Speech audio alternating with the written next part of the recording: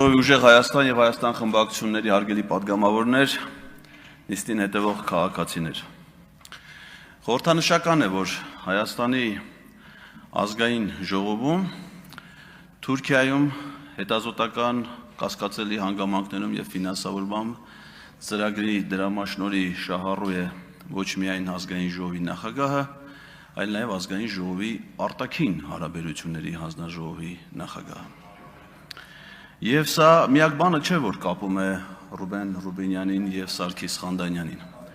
Նրանք երկուսն էլ խտրական վերաբերմունք են ցուցաբերել իրենց կողմից հայտարարված քաղաքացիների ընդունելության ժամանակ եւ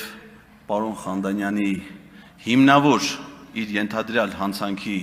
հիմնավոր կասկածի փաստով նույնպես դատարանի որոշմամբ նախաձեռնված է հանրային քրեական վարույթ եւ ես սպասելու եմ գլխավոր դատախազին նաեւ այդ միջնորդության համար։ Պատգամավորներից մեկը այս դահլիճում ասեց, արդյոք ամենայն հայոց կաթողիկոսը պետք է դատվի, եթե նրա մեքենան անցնի կարմիր լույսի տակով։ Կարմիր լույսի տակով անցնելը դա վարչական իրավախախտում է եւ ոչ մեկ դրա համար չի դատվում։ Իսկ եթե վարչական իրավախախտում է կիրառվում, ապա ոչ թե ուղևորի, այլ վարորդի նկատմամբ։ Ես դեռ չեմ լսել, որ Վեհապար Հայրապետի վարորդը նման հարցով վարչական պատասխանատվության ենթարկվի։ Բայց լսել եմ, որ կարմիր լույսի տակով անցնող վարչապետի ավտոշարասյունը սպանել է հղի կնոջը։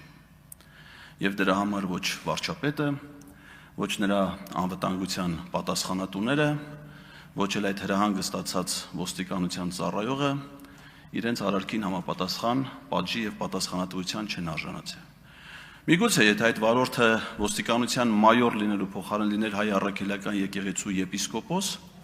անմիջապես ենթարկվեր քրեական պատասխանատվության, որովհետև մեր եպիսկոպոսները առանց որևէ հանցավոր արարքի համար են ենթարկվում պատասխանատվության։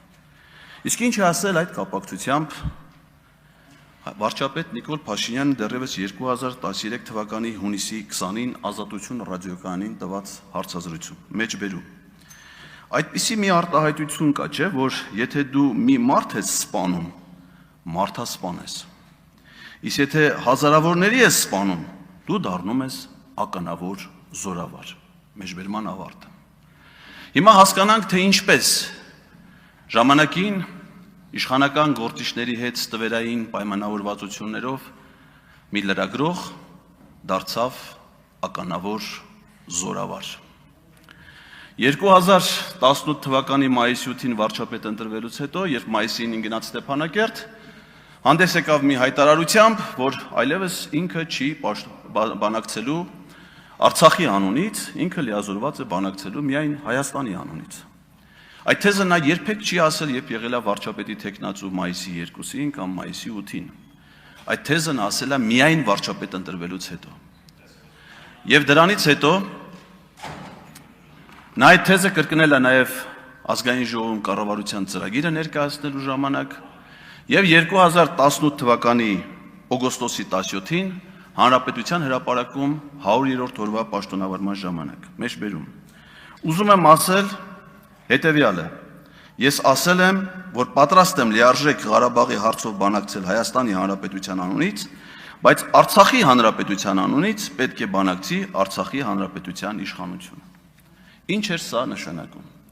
Սա նշանակում էր, որ միջազգայինորեն ընդունված բանակցային ձևաչափից, որը ԵՀԿ Մինսկի խմբի համանախագահության ձևաչափն էր, հայկական կողմի պաշտոնական բանակցողը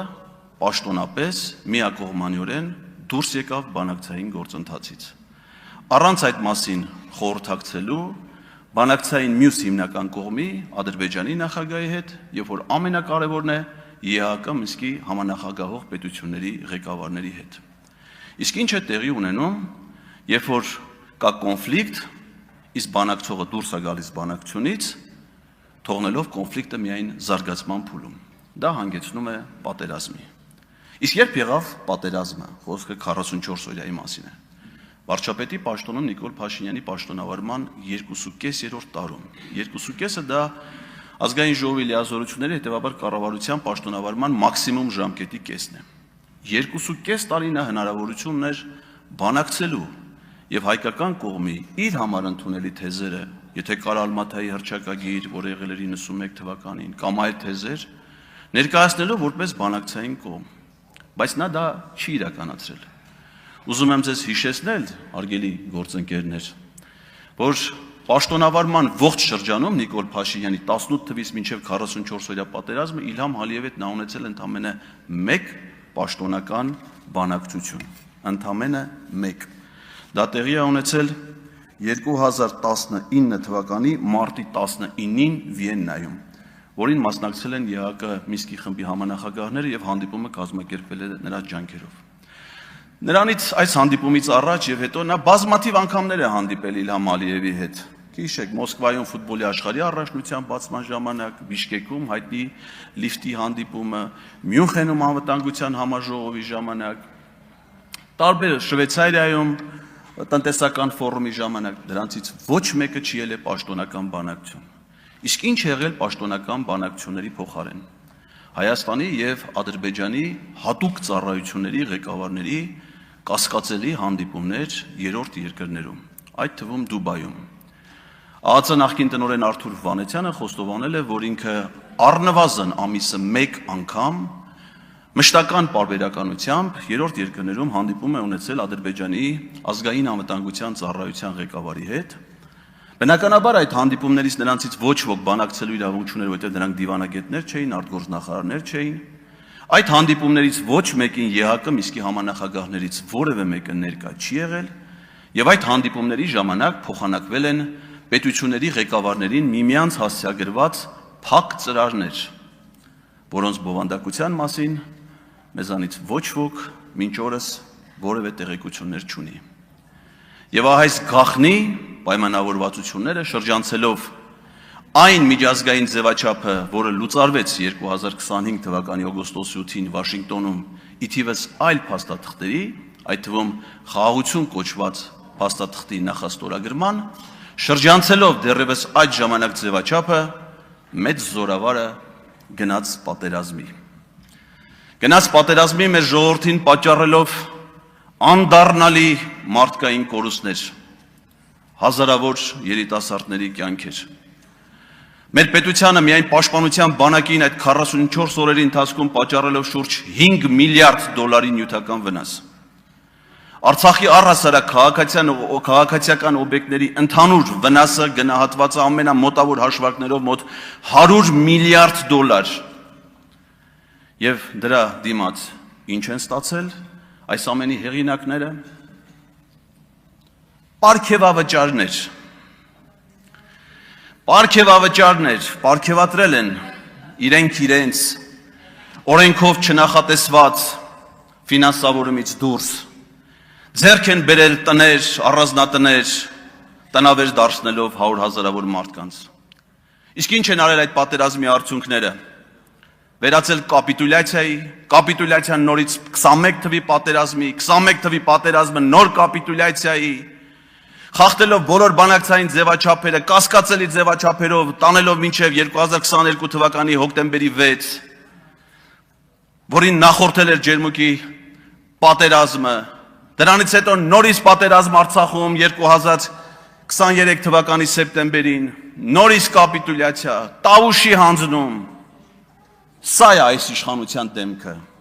Պատերազմ, զոհեր, կորուստներ եւ պարգևավճարներ։ Իսկ երբ հարցնում են պատգամավորին, թե քերին ոնց է,